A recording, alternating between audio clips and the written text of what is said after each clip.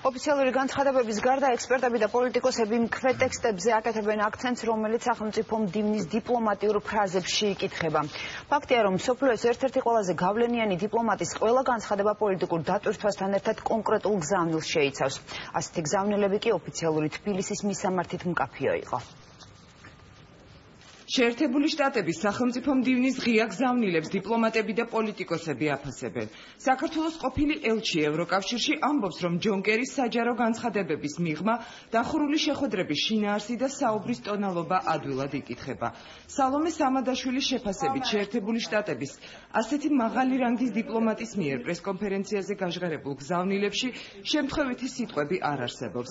ეს სწორედ ის საკითხებია, რაც ამერიკისთვის ყველაზე პრიორიტეტულად ითვლება და პარტნიორი ქვეყნების შეშფოთებას იწვევს.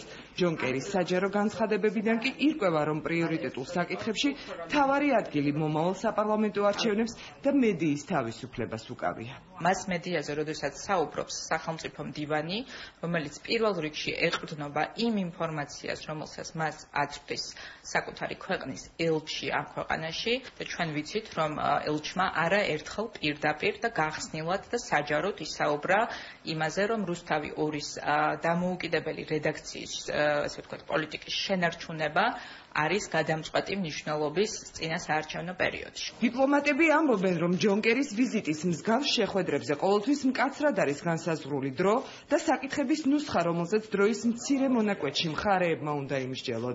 ამიტომ უმაღლესი დონის დახურულ შეხვედრებზე მხოლოდ განსაკუთრებულად მნიშვნელოვან თემებს განიხილავენ.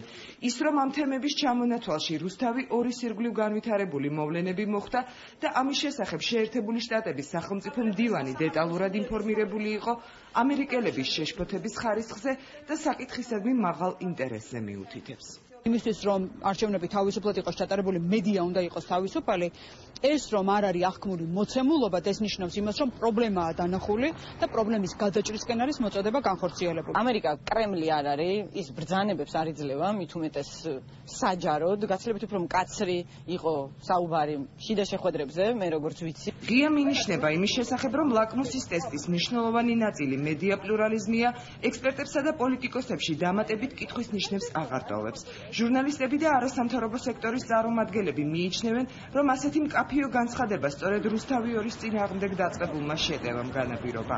მით უმეტეს იმ ფონზე, როცა ჯონ კერის ამ განცხადებას წინ უძღოდა შეერთებული შტატების სახელმწიფო დეპარტამენტის და ელჩის მიერ არაერთხელ ღიად გამოხატული შეშფოთება იმ საფრთხის გამო, რაც რუსთავი 2-ის სარედაქციო დამოუკიდებლობას ემუქრება. ჟურნალისტები და არასამთავრობო სექტორის წარმომადგენლები ხელისუფლებას ადეკვატური რეაგირებისკენ მოუწოდებენ. ეს ხალხი ტელევიზორიდან არ ელაპარაკება ქართულ ხალხს. ეს ადამიანები ელაპარაკებიან ბიძინა ივანიშვილს. ბიძინა ივანიშვილს ამშვიდებენ ისინი. ისინი ანგარიშვალდებულნი არიან არა ქართული ხალხის წინაშე, არამედ ბიძინა ივანიშვილის წინაშე. მათი ძალაუფლების წყაროს წარმოადგენს არა ქართული ხალხი, არამედ ბიძინა ივანიშვილი. შესაბამისად, ისინი გააკეთებენ ყველაფერს, რომ ტელევიზიიდან ბიძინა ივანიშვილს მოასმენინონ ის, რაც მის გულს გაუხარდება. პრეზიდენტის პრეს-სპიკერი ლაპარაკობს რუსთავი 2-ის საქმეზე და სიტყვის თავისუფლებაზე. ანუ თეთრი სახლი უყურებს ამას. თეთრი სახლი ვინც არის კერის უფროსი. ასე რომ ცხადია, კერიმ ჩამოიტანა ეს მესიჯი და გაფრთხილება მისცა ხელისუფლებას, დარწმუნებული ვარ, რომ მან არ ცადოს სიტყვის თავისუფლების ჩახშობა, რომლის ფლაგმანი ამ წუთას არის რუსთავი 2. როდესაც სახელმწიფო მდივანი საუბრობს მედია პლურალიზმის უზრუნველყოფის აუცილებლობაზე წინა საარჩევნო გარემოში, ეს ნიშნავს იმას, რომ დახურულ კარს მიღმა მან სწორედ რუსთავი 2-ზე ისაუბრა და ძალიან კაცად ისაუბრა ამაზე. ეს კომპონენტი ან თავისუფალი მედია იქნება ერთ-ერთი მნიშვნელოვანი წინასაარჩევნო გარემო შეფასების თვალსაზრისით. ბუნებრივია, ამაში ალბათ იგულისხმება რუსთავი 2-იც, როგორც ყველაზე დიდი ტელევიზია, ფართოდ გავრცელებადი, ყურებადი ტელევიზია, რომელიც გამოირჩევა ხელისუფლების მიმართ კრიტიკით. ოპოზიციაში თვლიან, რომ ობამას ადმინისტრაციის ერთ-ერთი ყველაზე გავლენიანი პოლიტიკოსის განცხადებებზე ხელისუფლების რეაქცია არაადეკვატურია. პოლიტიკოსები ფიქრობენ, რომ პარტნიორი ქვეყანა მინიშნებებს მართალია დიპლომატიურ ენაზე, თუმცა სწორედ იმ თემებზე აკეთებს, რაც მათთვის პრობლემური საკითხების ნუსხაშია. ამ კუთხით ლაკმუსის ტესტის ხსენება კი პირდაპირ ნიშნავს, რომ მომავალი საპარლამენტო არჩევნების დემოკრატიულად ჩატარებასთან დაკავშირებით პარტნიორ ქვეყნებში კითხვის ნიშნები არსებობს. ეს იყო პირდაპირი გაფრთხილება საქართველოს ხელისუფლების, რომ საქართველოს მომავალი, მათ შორის ჩვენი სტრატეგიული პარტნიორი პარტნიორობა, ჩვენი ევროატლანტიკური მომავალი იქნება დამოკიდებული თუ როგორ ჩაივლის ეს არჩევნები. ამაში ერთ-ერთი მთავარი საკითხი არის რუსთავი საკითხი, მედია პლურალიზმის საკითხი, ძალადობის საკითხი და მთლიანად მშვიდობიანი გარემო არჩევნებში.